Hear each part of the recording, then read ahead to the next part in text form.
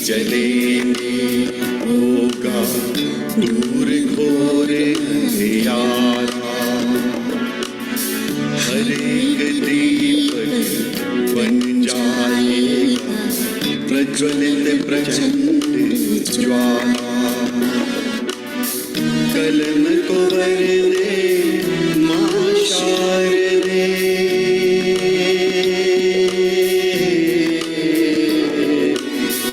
कलम को वर दे मां शारदे, रूहों में कर दे उजाला। हम सब लेखक कलम के सैनिक, नाम हमारा एलपीजी साहित्य।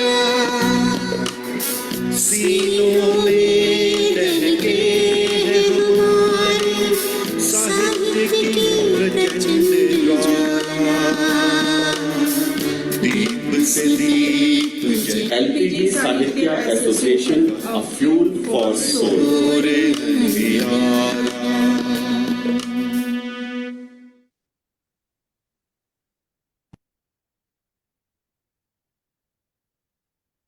नमस्कार। कवियों की पाठशाला में आप सबों का हार्दिक स्वागत है। हम इन दिनों गजलें लिखना सीख रहे हैं और हमें यह सिखा रहे हैं आदरणीय श्री अनिल कुलश्रेष्ठ जी, जो स्वयं एक बेहतरीन गजलकार हैं। हम मंच पर अनिल जी का बहुत बहुत स्वागत करते हैं। प्रणाम अनिल जी, मंच पर स्वागत है आपका। रेखा जी, धन्यवाद आपका। जी सर। हम LPGI-SA के founder director global chairman Ashish Sharma ji और founder director global president Mrs Yogita Sharma ji का भी तहे हृदय से शुक्रिया अदा करते हैं। पिछले जो 2 एपिसोड्स रहे उसमें हम लोगों ने देखा, अनिल जी ने हमें सिखाया। दरअसल शुरुआत से उन्होंने बात की कि गजलों की शुरुआत कहाँ से हुई। हमें यह भी सिखाया गया कि पहले यह मानते थे कि ये जो गजलें होती हैं ये नायक नायिकाओं की आपस की बातें होती हैं, पर धीरे धीरे एक परिवर्तन को स्वीकार किया गया कि यह प्रेमी प्रेमिकाओं के बीच की बातें नहीं, बल्कि नायिका के बारे में बातें करना है, उनके स्त्रियों के बारे में बातें करना है। जो गजलें होती हैं वो शेर से बनती हैं और मुख्यतः 5 शेर लिखते हैं शायर, पर उससे अधिक भी हो सकते हैं। शेरों की जो पंक्तियां होती हैं उन्हें मिसरा कहा जाता है और इन जो 2 मिसरों में लिखी जाती हैं। और एक अनिल जी ने बहुत इंपॉर्टेंट बात हमें ये बताई कि इन दोनों मिसरों के बीच में एक राब्ता होना चाहिए, एक बहुत ही एक सुंदर संबंध होना चाहिए, तभी वह शेर कहलाएगा। एक ख्याल होना चाहिए उनमें। एक जो गजल होती है उसमें जो पहला शेर होता है उसे मतला कहते हैं, ये सिखाया गया। और एक गजल में 3 मतले तक हो सकते हैं और अगर उससे ज्यादा मतले लिखना आप चाहें तो फिर पूरी की पूरी गजल ही मतले में कह दें। आखिरी जो शेर होता है उसे मक्ता कहते हैं, जहाँ शायर अपना नाम या उपनाम लिखता है।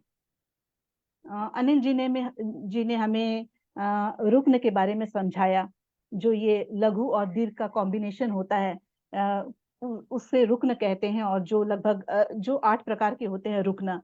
अनिल जी सही कह रही हूँ? मूल रूप से 8, उसके बाद मूल उससे रूप डेराइव किए गए हैं उससे तो बाकी और उससे ज्यादा है, डिराइव किए। वैसे मूल 8 है। जी जी जी। धन्यवाद सर। इन रुकनों से बहर बनती है, यानी कि लय। और अनिल जी ने हमें जो वज़्न गिराने की बात की, क्योंकि गज़लों में जो शेर हम कहते हैं उसमें वज़्न गिराने की छूट दी गई है। और ये जो बात अनिल जी ने हमें सिखाई, ये काफ़ी विस्तार से भी सिखाया और बहुत इसकी बारीकियाँ भी समझाई। इसको सैद्धांतिक रूप से भी सिखाया, व्यावहारिक ढंग से भी सिखाया। उन्होंने हमें थियोरेटिकली तो समझा दिया, बाद में उन्होंने एक मशहूर शायर का शेर पढ़ के हमें प्रैक्टिकली समझाया कि यहाँ पर देखो किस तरह से वज़्न गिर रहा है। तो अगर आप इस चीज़ को बहुत ही अच्छी तरह से सीखना चाहते हैं तो हमारे पिछले एपिसोड को आप देख सकते हैं। और अंतिम एपिसोड का जो लास्ट का 15 मिनट है उसमें इन बारीकियों को अनिल जी ने बहुत ही खूबसूरती से सिखाया है। तो मैं यही गुजारिश करूंगी आपको कि LPGI-SA के पेज में जाकर इन पुराने 2 एपिसोड्स को देखें और वज़्न गिराने का जो लास्ट का जो एपिसोड है उसके अंतिम 15 मिनट को जरूर देखें। उसमें बहुत ही सुंदरता से जानकारियां दी गई हैं, काफी चीजें स्पष्ट हो गई हैं उनमें। और आज हम आगे सीखेंगे। इसके अलावा भी जो मैंने कहा, नटशेल में कहा, बहुत चीजें सिखाई गई हैं, इसलिए मैं कह रही हूँ कि आप पिछले एपिसोड्स को जरूर देखें अगर अब आप वाकई गजल लिखना सीखना चाहते हैं तो चलिए आज हम अनिल जी को एक बार फिर से आमंत्रित करते हैं। सर प्लीज आए और हमें सिखाएं। धन्यवाद सर। जी जरूर, धन्यवाद। तो शुरू करते हैं। कि पिछले भी आपने चर्चा की, वहीं से उसको स्टार्ट करते हैं। उसमें आपने ज़्यादातर चीज़ें कवर कर ली। एक चीज़ जो मेरे ख्याल में दोबारा से हमें दोहरा देनी चाहिए, ये बहुत इम्पोर्टेंट है, जिसके बिना गज़ल हो ही नहीं सकती, मतलब काफिया, है ना। जी सर, रदीफ काफिया काफिया के रह गया। बिना तो मतलब अस्तित्व ही नहीं होगा गज़ल का। काफिया मस्ट है। और काफिया, और दूसरी चीज जो इम्पोर्टेंट थी वो थी रदीफ। लेकिन रदीफ मस्ट नहीं है, होना अच्छी बात है, लेकिन बिना रदीफ के भी गजल होती है, हो सकती है, ठीक है ना। लेकिन गैर बिना मुरद्दफ काफिया के गजल गजल नहीं। आपने कुछ जी गैर जी मुरद्दफ शब्द आपने दिया था जिसमें रदीफ नहीं हो। हाँ, कांस्टेंट और वेरिएबल जी शायद बताया था। नहीं, ऐसे आपने नहीं कहा क्या था, शब्द? ऐसी गजलें जिसमें रदीफ नहीं होती, अच्छा, गैर वो गैर मुरद्दफ। मुरद्दफ, गैर जी मुरद्दफ, सर। गैर जी मुरद्दफ, सर। हाँ, जी सर। जिसमें रदीफ न हो। जी और दूसरा मैंने ये कहा था कि जो रदीफ है वो हर शेर में यानी कांस्टेंट होगा, वो वही शब्द रिपीट होंगे जो के त्यों अंत में, मिसरे के अंत में। मतले में तो दोनों लाइन, दोनों मिसरों के अंत में आता है वो, और बाकी जो शेर होते हैं उसमें केवल दूसरे मिसरे के अंत में आता है, लेकिन वो चेंज नहीं होता, वो कांस्टेंट चलता है। जी जी सर। काफिया में क्या होता है कि उसकी जो तुक है वो तो कांस्टेंट होती है, लेकिन काफिया का शब्द बदलता है, ठीक है ना। जी ये सर, बिल्कुल। इंपॉर्टेंट चीज है कि काफिया का शब्द बदलता है, लेकिन उसकी तुक कांस्टेंट चलती है। और काफिया और रदीफ दोनों ही ऐसी चीजें हैं तो मतले की दोनों पंक्तियों में होंगे, लेकिन बाकी जो शेर होंगे उनमें केवल जी सर। आखिरी, यानी सेकंड वाले, जिसे सानी मिसरा कहा जाता है, उसमें होंगे। ये एक इम्पोर्टेंट बात रही। और जो है दूसरे शब्दों में और जरा सा एक्सप्लेन करता हूँ कि बहर जो है वो ऐसे समझ लीजिए, जैसे रेल की अपन कल्पना कर सकते हैं। रेल की पटरी होती है, पटरी पहले से बिछी हुई होती है, ऐसे ही बहर पहले से बनी हुई है। हमें मतलब नई बहर बनाने पर कोई रोक कुछ नहीं है। हम अपनी नई बहर अगर बना सकते हैं, इतने काबिल हैं, तो शौक से बनाएं। लेकिन जो ऑलरेडी पुराने जो विद्वान लोग हैं, उन्होंने जो इजाद कर रखी हैं, आमतौर पर उन्हीं का प्रयोग किया जाना चाहिए। एडवाइजेबल यही है, नई हालांकि बनाने पर कोई रोक नहीं है। तो वो वैसे आपने पटरी कहा की ना सर कि ऊंचाई है। सैकड़ों बहरे तो है ही, आपने कहा था, हाँ, वैसे सैकड़ों तो हैं। सैकड़ों बने हुए हैं। हाँ, मतलब 250 से ऊपर की तो लिस्ट मेरे पास ही है। जी जी। तो जिसमें से मुश्किल से मतलब 35-36 मेन है, और उसमें से भी 6-7 से ज्यादा, जैसे मैंने पहले कहा था, कोई भी एक शायर 6-7 से ज्यादा में कहता नहीं है आमतौर पर, क्योंकि वो उसकी आदत में आ जाते हैं, दिमाग उसी तरह सोचता है ना। इस वजह से या उनको ये सुविधाजनक लगने लगती है, कुछ 6-7 बहरें, उनमें फिर काम चल जाता है। बाकी जैसी जिसकी इच्छा, नई बहर बनाने पर भी रोक नहीं, ये स्पष्ट हो गया। तो मैं कहता बहर वो जैसे पटरी बिछी हुई होती है। अब उसमें पटरी में कुछ नैरो गेज होता है, कुछ मीटर गेज होता है, कुछ ब्रॉड गेज होता है, जैसे होते थे। हालांकि अब ज्यादातर ब्रॉड गेज ही बचे हैं, लेकिन अलग अलग गेज होते हैं।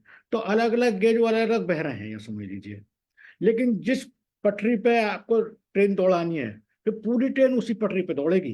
ये नहीं हो सकता कि एक डिब्बा जो है वो नैरो गेज का आ जाए और दूसरा ब्रॉड गेज का आ जाए, यानी पूरी गजल एक ही बहर में होगी, जी ठीक है ना। जी जी। ट्रेन, गजल आपकी ट्रेन है जो बिछी बिछाई पटरी यानी बहर पे आपको दौड़ानी है, और उसके डिब्बे जो हैं वो आपके शेर हैं। इस तरह उसको समझा जा सकता है बस। जी अब आगे चलते हैं। वजन वाली बात हो ही गई थी उस दिन काफी, क्योंकि वजन बड़ी इंपॉर्टेंट चीज है। वजन जी में मुख्य बात क्या थी कि उन्हें 1 और 2 से डिनोट करते हैं।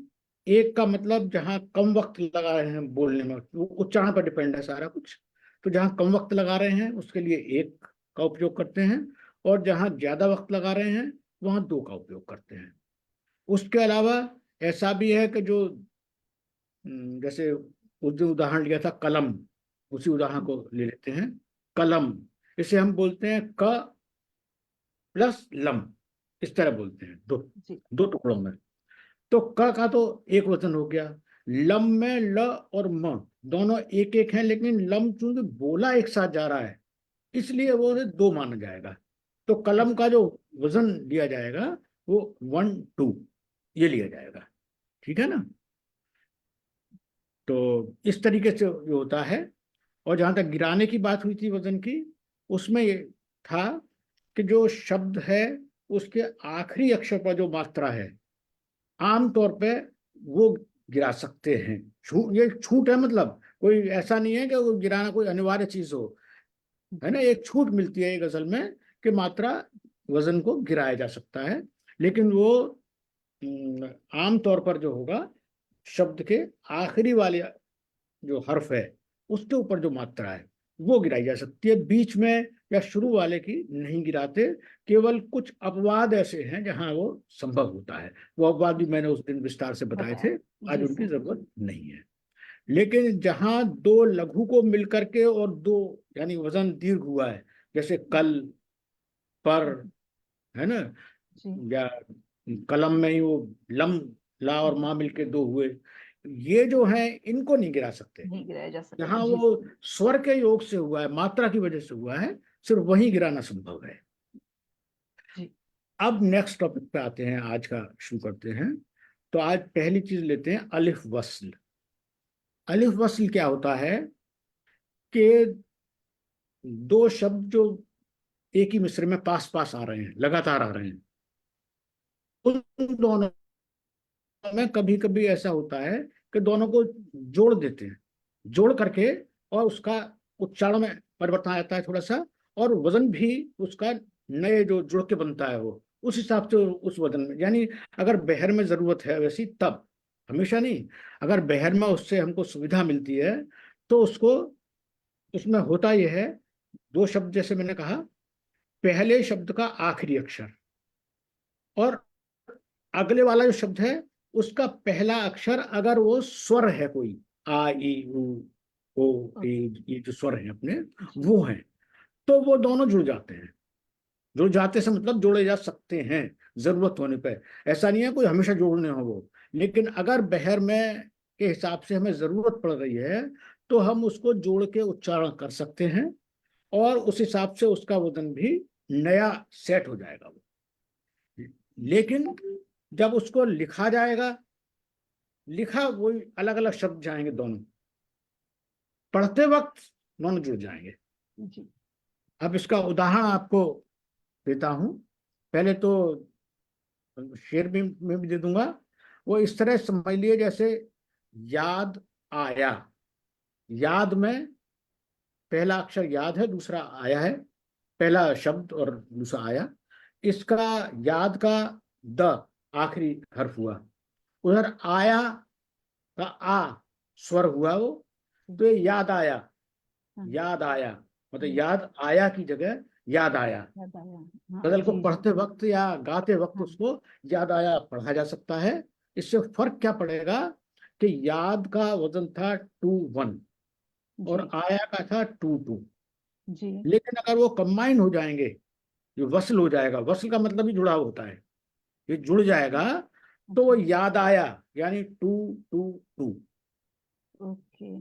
ठीक है ना, याद याद आया, आया। ओके, 2 है 2 ना, 2 हो जाए। ठीक है। जी ठीक है जी ना, वो 2 2 2 जी। बन गया, बन जाएगा वो। राइट। जी जी तो बहर में अगर ऐसी जरूरत है तो हम इस तरह उसको इस्तेमाल कर सकते हैं, लेकिन ये हमेशा नहीं करना है, जब बहर की जरूरत होगी तब। अब ये तो मैं उदाहरण दिया आया आ का। चूंकि शब्द अलिफ वसल है तो कंफ्यूजन वही हो जाता है कि क्या केवल अलिफ यानी आ ही जुड़ सकता है क्या। ऐसा नहीं है। उर्दू में अलिफ में ही सब कुछ समाया हुआ है, उसी में ई है, उसी में ई है, उसी में ऊ है, सब कुछ उसी में है। तो उसे बोलते अलिफ वसल है, लेकिन हिंदी के हिसाब से जितने भी स्वर हैं वो सभी समा सकते हैं। तो इसमें जैसे उदाहरण देता हूं, हम उसके, पहला शब्द हम है, दूसरा उसके, ऐसे करके मिसरे में आ रहा है। तो हम उसको जब अगर बहर में जरूरत है वैसी, तो उसको बोल देंगे हम उसके, माँ पे ऊ की मात्रा लग जाएगी, हम उसके, ओके है ना। ओके यानी ओके। हम 2 वजन था उसका, हम एक साथ बोला जाता है ना, हम अलग जी अलग जी नहीं है, हम। जी तो 2 था, और उसके का था वन, सॉरी उसके का था टू टू, उस और के, उसके टू, है ना, उसके, उस टू, और फिर के टू, टू टू। जी लेकिन ऐसा हो सकता है कि वो पढ़ते वक्त हम उसको हम उसके करते हैं। ओके जब जी हम उसके करेंगे तो ह तो अलग आ जाएगा, फिर जी मुंह हो जाएगा, जी ठीक है ना। जी जी और फिर मुंह, के हो जाएगा फिर स और फिर के, जी हम मुस, अब मुस एक साथ आ गया, हाँ, ह जी एक, मुस दो, एक साथ है। के दो, तो अब उसका वजन हो जाएगा वन टू टू। जो ओरिजिनली हम का टू था और फिर उसके का टू टू था, हम उसके अगर उच्चारण करेंगे तो वो one double two. Two two जी सर। तो अगर बहर में जरूरत है तो अलिफ वस्ल भी एक तरह की हमें सुविधा प्रदान करता है कि हम अपने मिसरे को उस बहर के मुताबिक बना सकते हैं, ढाल जी सकते हैं, समझ लीजिए। लेकिन जैसा मैंने अभी कहा था कि लिखा उनके शुद्ध रूप में ही जाएगा, जी पढ़ते वक्त उसको वैसे तो गिरा जो जानते हैं वो तो समझ ही लेते हैं कि यहाँ वस्ल हो रहा है। जो नहीं जानते उन्हें अगर वजन लिखा हुआ है सामने बहर का तो उससे उन्हें सहायता मिल सकती है। अदरवाइज कभी कभी नए लोगों को ये कंफ्यूजन हो जाता है कि कैसे इस पर ले लिया, इस वजन पर कैसे ले लिया गया है जी ना। जी ये थोड़ा सा एक्सपीरियंस वाली बात है बस। इसका उदाहरण देता हूँ। एक तो गालिब का ही शेर है, बहुत पॉपुलर शेर है, दिले नादा तुझे हुआ क्या है। मैं इसको अगर वैसे थोड़ा तरन्नुम में पढ़ूंगा तो बेहतर समझ में आएगा कि वो अलिफ वस्ल कैसे हुआ। दिले नादा तुझे हुआ क्या है, आखिर इस दर्द की दवा क्या है। आखिर इस, जी ये वस्ल हो रहा है क्योंकि इसका जो बहर है वो है टू वन टू टू। दिले नादा, दिले जी टू, सॉरी टू वन, दिले, जी जी है ना। दिले नादा तुझे हुआ क्या है, आखिर इस दर्द की दवा क्या है। आखिर इस, आ खिरिस, अब ये फसल हो गया, तब वो उस वजन में आएगा। ऐसे ही और दूसरा उदाहरण गालिब के ही उससे पढ़ता हूं इसको। ये वही, हाँ, अ, उसी गजल के शेर हैं जो मैंने पिछली बार भी इस्तेमाल की थी। और मैंने कहा था कि इस गजल की खासियत यह है कि इसमें बहुत चीजें सीखने को मिल जाती हैं। तो उसी में से लेता हूँ, मतला नहीं ले रहा हूँ क्योंकि मतले में वो चीज नहीं आएगी। जिस शेर में आ रही है वहीं से उसको ले रहा हूँ, आगे कई शेरों में है चीज। ये न थी हमारी किस्मत, अच्छा सॉरी मतले में भी है ये न थी हमारी किस्मत कि विसाल यार होता, अगर और जीते रहते यही इंतजार होता। अब यहाँ तरन्नुम में पढ़ने पे आपने मार्क कर पाए होंगे, अगर और अलग अलग नहीं पढ़ा गया। अगर और जी जीते रहे, अगर और रा जी पे वो ओ जो था वो रा जी के साथ जी शामिल हो गया, अगर की रा के साथ में, जी जी तब वो सही वजन पे आया, जी ठीक है ना। तो ये ऐसे ही इसका दूसरा शेर, अभी तो ओ मर्ज हुआ उसमें रा में, जी अगले शेर में ए मर्ज होगा, देखिएगा। तेरे वादे पे जिए हम तो ये जान झूठ जाना कि खुशी से मर न जाते अगर एतबार होता, अगर तो वो ए राम में समा जाता है तब वो वजन में आ पाता है। तो ये इसके ऑलमोस्ट हर एक शेर में ऐसा ही है, गालिब की इस वाली गजल में।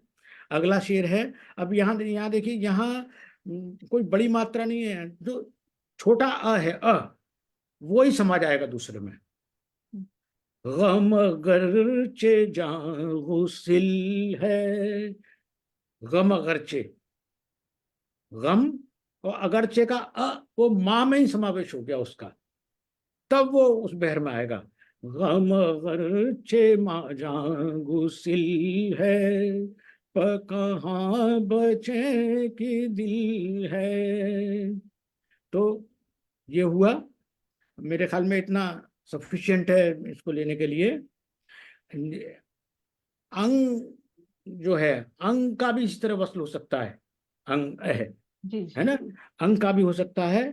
उसमें उर्दू में तो मुझे कोई शेप नहीं मिल पाया, एक फारसी में मिल गया है, लेकिन फारसी का अर्थ में नहीं कर सकता, केवल वो बता सकता हूँ किस तरह हुआ वो। अदम चूं गश्त हस्ती रा मुकाबिल, अदम चूं गश्त हस्ती रा मुकाबिल। अब अगले उसमें आएगा, दरो रक्स से शुदंदर। अब वो शुदंदर हो जाएगा यहाँ जब इसको पढ़ा जाएगा, दरो रक्स से शुदंदर हाल हासिल। तो इस तरीके से अंग का भी समावेश उसमें हो सकता है।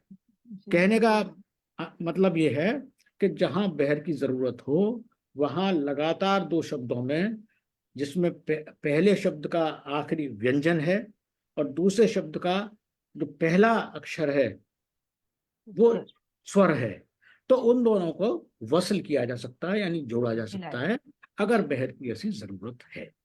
ठीक है, लिखते वक्त अलग अलग लिखे जाएंगे, पढ़ते वक्त एक साथ पढ़े जाएंगे, मिला सकते हैं। ये हुआ अलिफ वसल। अब अपन आते हैं नेक्स्ट टॉपिक, इजाफत।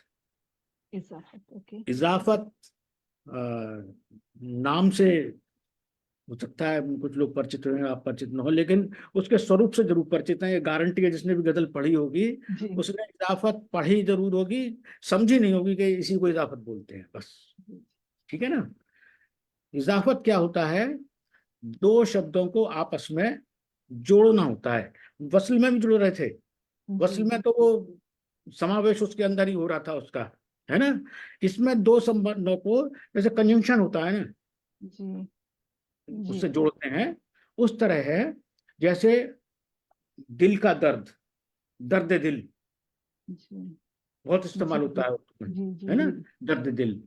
जंग का मैदान, मैदान जंग, मैदान जंग, मैदान जंग, जंगे मैदान नहीं, बहुत से लोग मैदान जंग हैं। ये हिंदी में एक्चुअली जो पहला शब्द आया वो उर्दू में दूसरे नंबर पर पहुंच जाएगा, और जो हिंदी में बाद में आया था वो इधर पहले आ जाएगा। जंग का मैदान, मैदान ए जंग, मैदान अब पहले आ जाएगा, मैदान जंग हो जाएगा वो। जी जी जी, ठीक है ना। दिल का दर्द, दर्द दिल हो जाएगा। जी, सुना तो बहुत था, उसको अभी लॉजिकली अभी समझ पाई। और जो आपने सर इजाफत बोला, जैसे कि एक शब्द है ना, इजाफा करना किसी चीज में, शायद इसी से आया होगा जी, बढ़ाना, इजाफा करना, तो शायद इसी से होगा। उसी से बिल्कुल उसी से है ये। तो अच्छा, इजाफत जो होती है ये तीन परिस्थितियों में हो सकती है। एक तो अभी मैंने बताई दी, जिसमें का की के, जैसे दिल का दर्द, दर्द दिल हो गया, ठीक है ना। जंग का मैदान, मैदान जंग हो गया। गालिब का दीवान, दीवाने गालिब हो गया, ठीक है ना। एक तो ये तरीका हुआ जिसमें का की के वगैरह पॉसेसिव वाला जो है वो चीज आ रही है। दूसरा इस्तेमाल होता है इसका संज्ञा और विशेषण को जोड़ने में, है ना, विशेषता बताने के लिए। संज्ञा और विशेषण को जोड़ने के लिए किस तरह इस्तेमाल होता है ये, जैसे होता है खास मेहमान, विशिष्ट अतिथि होता है ना, खास मेहमान, जब इजाफत करेंगे मेहमान खुसूसी, वहां खास मेहमान, खास पहले आ रहा था, मेहमान बाद था नॉर्मल वे पे, लेकिन जब इजाफत होगी तो मेहमान खुसूसी, मेहमान पहले आ गया जी, फिर ए आया, उसके माध्यम से जोड़ा गया खुसूसी, विशेषता लिए हुए। अच्छा जी। ऐसे ही बड़ा कॉमन वो है कायदे आजम, जी। सर्वोच्च नेता है ना, कायदे आजम, जो मतलब नेताओं में भी हेड हो जी। है ना, यूं समझ लीजिए उसको।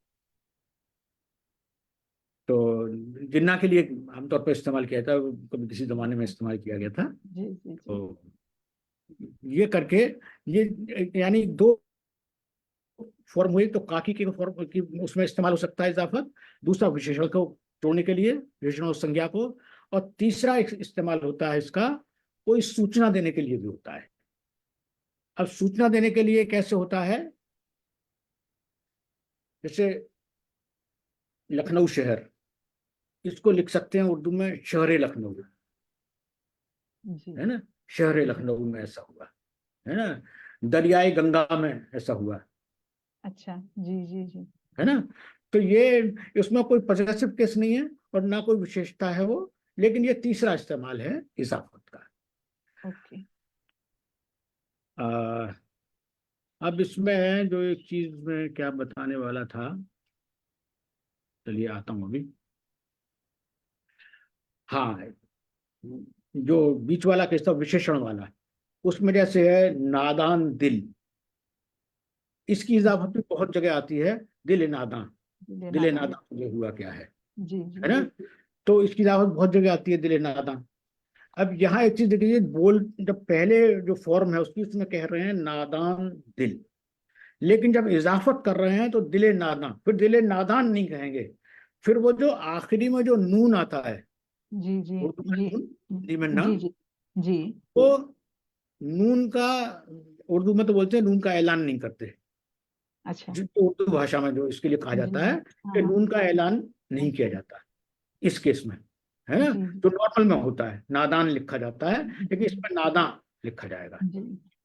है ना। और भी ऐसे तमाम उदाहरण मिल जाएंगे, लेकिन इसमें एक अपवाद ये है कि अगर वो जो ना जो आ रहा है, नून जो आ रहा है आखिर में, वो मान लीजिए प्रॉपर नाउन है, तो जी। उसका ऐलान होगा, फिर नून लिखा जाएगा, या हिंदी में अच्छा। ना बोला जाएगा या लिखा जाएगा। जैसे हिंदुस्तान का सद्र, राष्ट्रपति, सद्र हिंदुस्तान, वो पूरा हिंदुस्तान बोला जाएगा, वह हिंदुस्तान नहीं कहेंगे उसको, सद्र हिंदुस्तान नहीं बोलेंगे, है ना, ओके फिर तो सद्र जी जी। हिंदुस्तान बोलेंगे। तो ये एक चीज रहा। अब इसके बाद आती है, इस इजाफत को और थोड़ा समझाने के लिए फिर एक गालिब की उसी गजल का सहारा लेता हूँ। उसी गजल में सब कुछ है ना। उसके बाद फिर इसके वजन की भी चर्चा करेंगे। हाँ, गम अगरचे जागुसिल है, पर कहाँ बचे कि दिल है, गम इश्क गर न होता, गम रोजगार होता। उसी शेर का था ये, उसी गजल का शेर था ये, गम इश्क, है ना, इश्क का गम नहीं होता तो रोजगार का गम होता है। ये जी जी। कह रहे हैं ना गालिब कि इश्क गम है तो ठीक है, अगर ये नहीं किया होता तो फिर रोजगार के गम में बैठे होते, है ना। तो उस इश्क के गम को गम इश्क कर दिया, जी और रोजगार के गम को गम रोजगार कर दिया। इससे क्या है कि गजल की खूबसूरती बढ़ती है, शायरी में इसकी सुंदरता बढ़ती है। असली जो चीज पैदा होती है वो इश्क का गम कहने में वो बात नहीं आएगी, तो गम इश्क कहने में बात आएगी, बिल्कुल बिल्कुल है ना? सर जी इस वजह से इसका प्रयोग शायरी में आपको बहुत जगह मिलेगा, गद्य में भले ही नहीं मिले, शायरी में मिलेगा। अब बात करते हैं कि इसमें वजन कैसे गिना जाएगा, ठीक है ना। एक तो यह है कि ये जो ए है,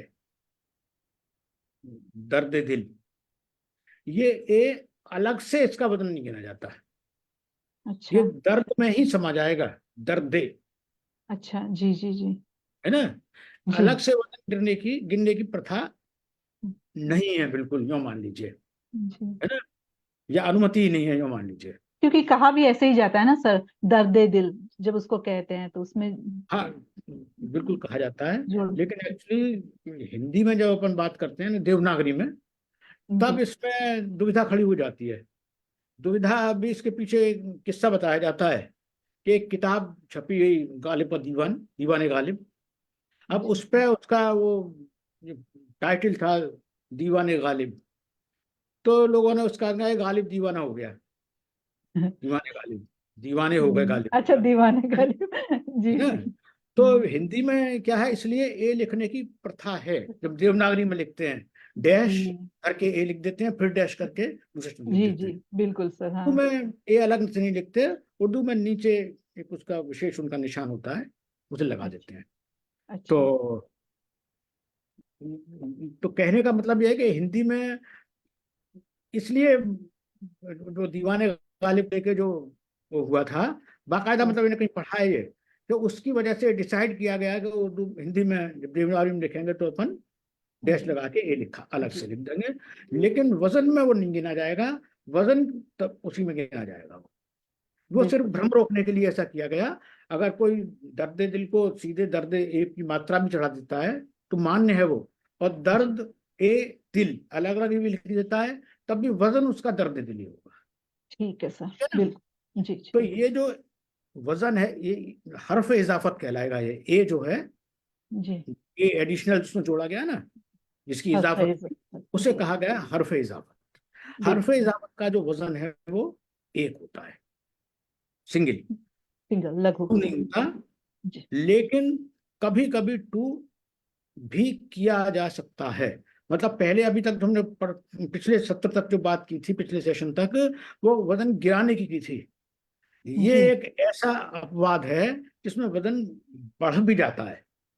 नॉर्मल वजन हर्फ इजाफत का एक ही माना जाता है, लेकिन बहर की जरूरत होने पर उसको दो किया जा सकता है। ये है उसमें।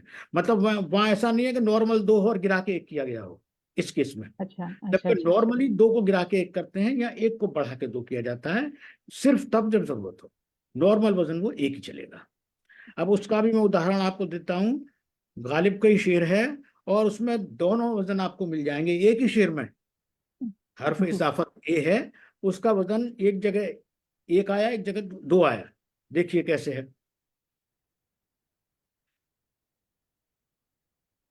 बनाकर फकीरों का हम भेष गालिब, ये है ना उसका पहली वो है। इसमें अच्छा मेरे से भेष क्या है लिखने से रह गया है, तो मैं कोई चकरा गया वो। बनाकर फकीरों का हम भेष गालिब, तमाशाए अहले हरम देखते हैं। अब इसको अगर तरम में पढ़ा जाएगा तब क्लियर होगा। बनाकर फकीरों का हम भेष गालिब, तमाशाए अहले करम देखते हैं। अब फर्क महसूस होगा। तमाशाए, ये सिंगल वजन पे है। जी जी जी। तमाशाए अहले, ये डबल वजन पे है। जी तमाशाए अहले करम देखते हैं।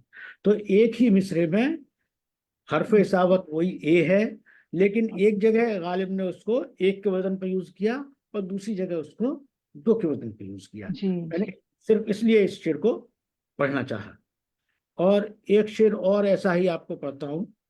ये मेरी एक मित्र हैं, अभी बहुत यंग लेडी हैं, डॉक्टर अनीशा अंगरा। हो सकता है आपने नाम सुना है। बेहतरीन गजलकार हैं, बेहतरीन, मतलब मैं प्रशंसक हूँ उनका। जी जी। उनका एक शेर है ये, देखिएगा।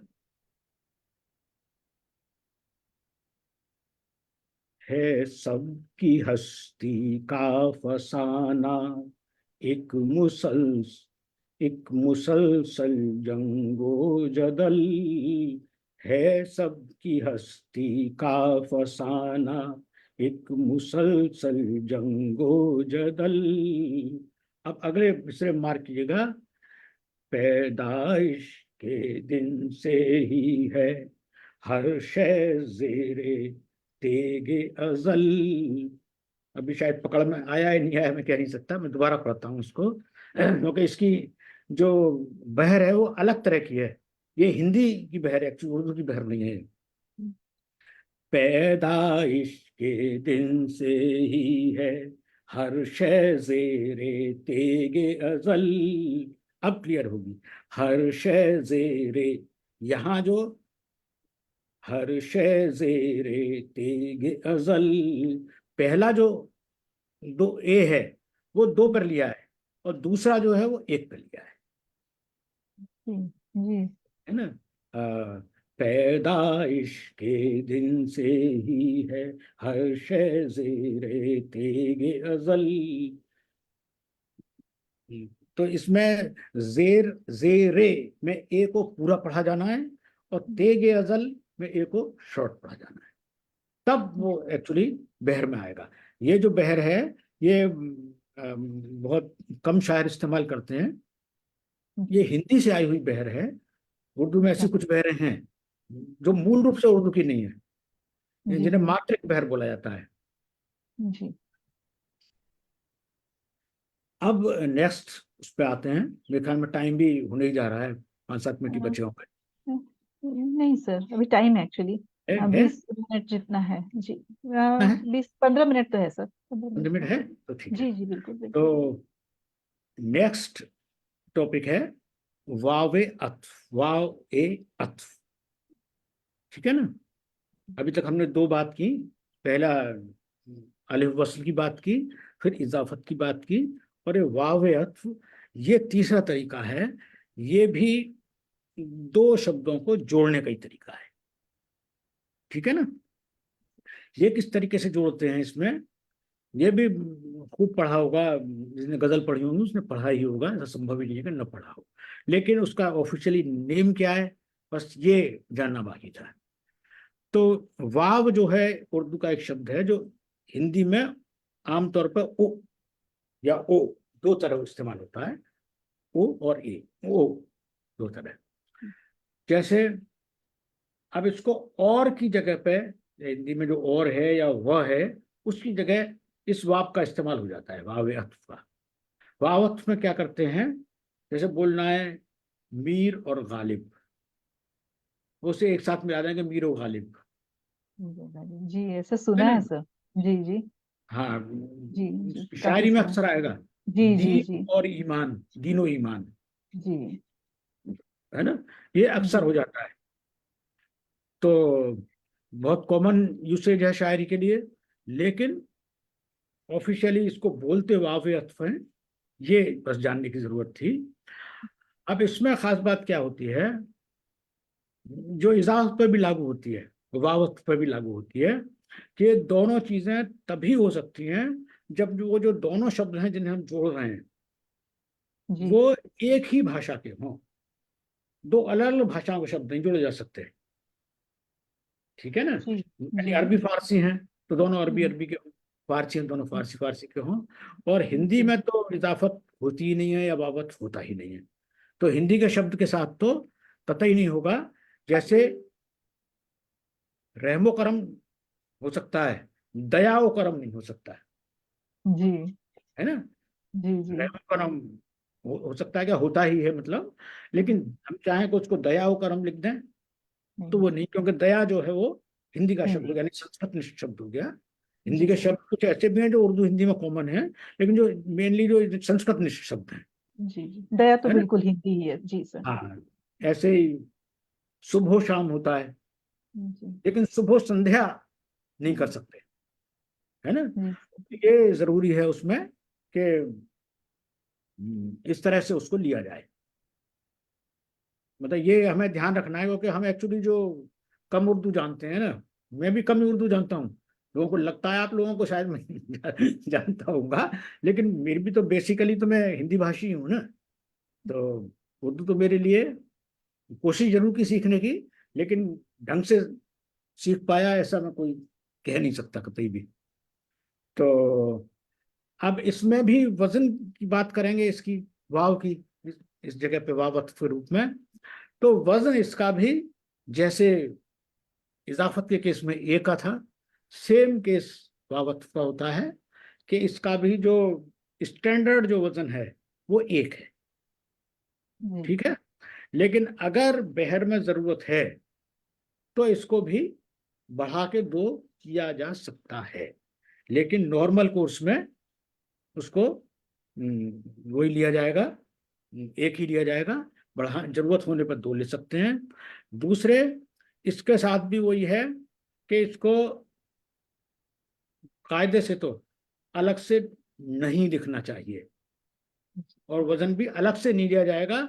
अपने शब्द जो पहले वाला शब्द आया उसके आखिरी अक्षर के साथ में जुड़ जाएगा ये, और वही वजन काउंट होगा, जी अलग से होगा, वजन काउंट नहीं होगा। ये है इसमें। अब इसके लिए फिर गालिब का एक शेर पढ़ता हूं। वो फिराक और वो विसाल कहाँ, वो शब रोज़ माह साल कहाँ। अब इस शेर में खासियत क्या है? एक तो पहले मिसरे में तो इसमें वो है अलिफ वस्ल है, वो फिराक और फिराक जी जी और दोनों मिल गए, वो फिराक और फिराक और जी, बिल्कुल बिल्कुल फिराक और सही। फिराक जी और जी जी, हाँ है, जी जी वो फिराक और वो विसाल कहाँ, वो शब रोज़ माह साल कहाँ। इसकी जो बहर है वो है 1122, 1212, फिर 22।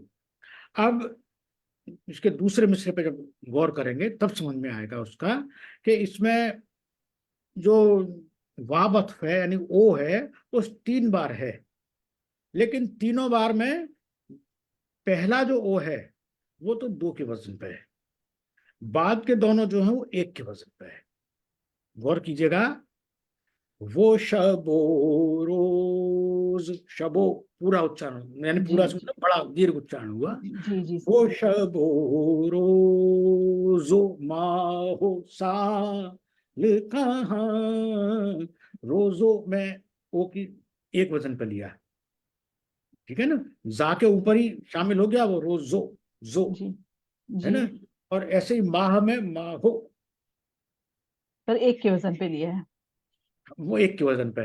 जी तो सर। दोबारा पढ़ता हूँ उसको और क्लियर हो जाएगा। वो फिराक और वो विसाल कहाँ, वो शबो रोज़ माह साल कहाँ। तो 3 वाब हैं, जी लेकिन पहले का वजन 2 पे लिया है, बाकी दोनों का उन्होंने 1 पे लिया है। जी अच्छा, बिल्कुल। इसमें भी जो चीज मेरे को इसमें इजाफत में भी बोलनी चाहिए थी, इसमें भी ये कहा जाता है कि बहुत लगती तो अच्छी हैं, खूबसूरत लगती हैं इजाफत और ये वावत दोनों, लेकिन इनको भी अगर भरमार कर दिया जाएगा ना लगातार जी जी जी तो परेशानी पैदा करेगा वो। तो इसमें भी ये कहा गया है कि एक साथ 3 बार से ज्यादा नहीं करना चाहिए, न तो इजाफत और न ही बिल्कुल। ये वावत। अति सर्वत्र वर्जित बोलते हैं ना। हाँ, अति सर्वत्र वर्जित। तो ये इस पे भी लागू होगा। बाकी वक्त हो तो कुछ एक आध चीज और आगे बात कर सकते हैं, बाकी ये तीनों टॉपिक तो यहाँ कवर हो गए। आगे वैसे गजल के वैसे 45 मिनट तो हो चुका है सर। आपको लगता है कि कुछ बहुत महत्वपूर्ण बात हम कुछ कर सकते हैं 5-7 मिनट में? तो बस 5-7 जरूर हम मिनट में लेंगे। बता देता हूँ। जी सर, गजल क्योंकि का, आखिरी एपिसोड है तो हम जरूर जाना हाँ, चाहेंगे। हमने एक तो गजल के एक्चुअली कुछ दोष भी होते हैं, जो ऐब उन्हें बुलाया जाता है, बहुत कई सारे ऐब होते हैं। कुछ जी काफिया में हो सकते हैं, कुछ रदीफ में हो सकते हैं, कुछ कहने के ढंग में हो सकते हैं, कुछ भाषा में हो सकते हैं, कुछ उच्चारण में हो सकते हैं। जैसे उच्चारण में क्या होता है कि कभी कुछ इस तरह के शब्द इस्तेमाल हो जाते हैं कि वजन उसका जीभ जो है ना लिपटने लगती है, अलग अलग उच्चारण नहीं हो पाता, जी जी है ना। उनके नाम है, मैं पूरे उसमें नहीं जा रहा हूँ क्योंकि उतना टाइम दो। एक्चुअली ऐप का फिर पूरा अपना एक अलग ही एपिसोड हो जाएगा वो और उतना जरूरी भी नहीं है। जब तक के गजल कहना नहीं सीखने लोग, तब तक पहली चीज है वजन सीखना और बहर में कहना सीखना। ऐब उसके बाद की घटना है, अगर जरूरत पड़ेगी लोग अगर सीखेंगे तो जी जहाँ ऐब हो गए वहाँ ऐब जब उसमें आएगा ना किसी गजल में, किसी जी जब आप मान लीजिए अपन ग्रुप बनाते हैं उसमें करते हैं, ऐब जहाँ होगा मैं इंडिकेट कर दूंगा ये ऐब यहाँ ऐब है और इस ऐब जी को ये सर। बोला जाता है। वो उस केस में जैसा मैं दूसरे ग्रुप में भी ऐसे ही करता हूँ। जैसे काफिया में हो सकते हैं, रदीफ में हो सकते हैं, भाषा में बहुत होते हैं, वो कॉमन कोई भी कर देता है। जैसे कई बार कह देंगे अल्फाजों, अल्फाजों। है ना, जबकि अल्फाज अपने आप में लफ्ज का बहुवचन है। जी जी जज्बातों, जबकि जज्बात खुद बहुवचन है जज्बा का। जी तो जी बहुवचन का भी बहुवचन जब कर दिया जाता है, और अच्छे खासे लोग कर जाते हैं, गलती से ही करते हैं वो, ना जानकारी की वजह से, गलती नहीं करनी चाहिए, कम इल्मी की वजह से वो हो जाता है। तो ऐसी चीजों से हमें बचना होता है भाषा में। दूसरे जो इसका गजल के मिसरे का जो वाक्य विन्यास है, जिस तरह से वो आना चाहिए, वो बिल्कुल गद्य की तरह होना चाहिए। बिल्कुल से मतलब गद्य से मैक्सिमम नियरेस्ट टू गद्य। कुछ लोग क्या करते हैं, इधर उधर शब्दों को बहर में बिठाने के लिए ना आगे पीछे कर दिया, तो उससे फिर अर्थ का अनर्थ हो जाता है, सही अर्थ नहीं निकल पाता फिर गजल का। इसीलिए कहते हैं कहा जाता है, गजल कही जाती है। कही जाती का मतलब है वो गद्य की तरह बोली जाती है। जी। गद्य होके भी उसमें पद्य की सुंदरता होती है। खूबसूरती होती है। जी जी जी खास जी बात यह है उसमें, यानी कर्ता कर्म और वो क्या बोलते हैं क्रिया, कर्म। ये जी सब जो क्रम जिस तरह होता है ना गद्य में, जी लगभग वही क्रम होना चाहिए, बहुत ज्यादा वो नहीं होना चाहिए। दूसरे कई बार गलती क्या कर जाते हैं, जो मुख्य क्रिया है और सहायक क्रिया है उन्हें बिखेर देते हैं लोग। जैसे कहें कि लापता है, वो है तो कहीं और ले आएंगे, लापता को बाद में ले आएंगे, अच्छा। जी जी है ना। जबकि जी जब अगर भाषा में बोलेंगे तो ये तो कहेंगे फलां व्यक्ति लापता जी जी है ना। जी वो जी कहेंगे है लापता वो व्यक्ति, या वो है व्यक्ति वो लापता। तो ये बहर में तो भले ही फिट हो जाए, लेकिन वो अच्छी गजल नहीं कही जाएगी, अच्छा मिसरा नहीं ये कहा बहुत महत्वपूर्ण बात कही सर, ये नया चीज सीखने मिला, तो इस चीज का हम ध्यान रखेंगे गजल कहते जाएगा। हाँ, ये समय। चीजें ध्यान रखनी है। और जी यथासंभव गजल जो है वो ऐब से मुक्त हो, दोष मुक्त ही लिखना चाहिए हमें। कोशिश, कभी कभी ऐसा भी हो जाता है, बड़े बड़े शायरों ने किया है, हर एक के में दोष मिल जाएंगे, कि जब हमें ये लगता है कि हमारी बात कहना ज्यादा इंपॉर्टेंट है, दोष रह रहा है कोई बात नहीं है, लेकिन जो बात मैं कहना चाह रहा हूँ वो मुझे पहुंचा नहीं है लोगों तक। जी ऐसी भी स्थिति बन सकती है ना, कि जी मैं जी उसके दोष के चक्कर में अपनी बात ही नहीं कह पा रहा, जी है ना। हम्म, तो ऐसा भी नहीं हो जाए कि मेरी बात ही ना पहुंच पाए उस दोष को मिटाने के चक्कर में, तब दोष को छोड़ भी देते हैं कि ठीक है मेरा तो दोष स्वीकार है मेरे ओके। को। वो रेयर केसेस होते हैं, लेकिन हर बड़े शायर ने किया है ऐसा, जी इसलिए कोई चिंता की बात भी नहीं है। जी तो ये अब ठीक है, या बंद कर सकते हैं या और आपकी जी इच्छा हो। सर, मुझे लगता है कि एंड करेंगे हम यहाँ पर। ठीक है। और किन शब्दों से शुक्रिया अदा करें सर, बस कहने के लिए नहीं, दिल से हम सभी बहुत बहुत आपके आभारी हैं। एलपीजीआई ऐसे का मंच आपका आभारी है सर। कुछ समय पहले तक हम सोचते थे कि गजल ये विधा मतलब इतनी अनजानी सी लगती थी, मुझे खुद पर्सनली भी सर, मुझे लगता था कैसे सीख पाऊंगी। अब जैसे कि एक रास्ता मिल गया है, और ये शुरुआत ही सबसे इम्पोर्टेंट होता है, तो एक शुरुआत तो कहीं ना कहीं सीखने की शुरुआत हो चुकी है। और अब आप हैं तो हमारी जो भी फिर शंकाएं होंगी, जब भी हम दुविधा में पड़ेंगे, हम सर आपके पास आएंगे और सीखेंगे। और सर एलपीजीआई का एक और एपिसोड होगा जिसमें हम कुछ कवियों को आमंत्रित करेंगे, जो अपने सवाल आपसे पूछेंगे। तो ये हम कुछ समय के बाद रखेंगे ताकि लोग थोड़ा प्रैक्टिस कर ले आपके पुराने एपिसोड्स को देखकर, और फिर हम यह कार्यक्रम रखेंगे सर। तो पुनः बहुत बहुत धन्यवाद सर, हृदय तल से आपका आभार। जी, उससे भी आपको नमस्कार और धन्यवाद भी। धन्यवाद सर।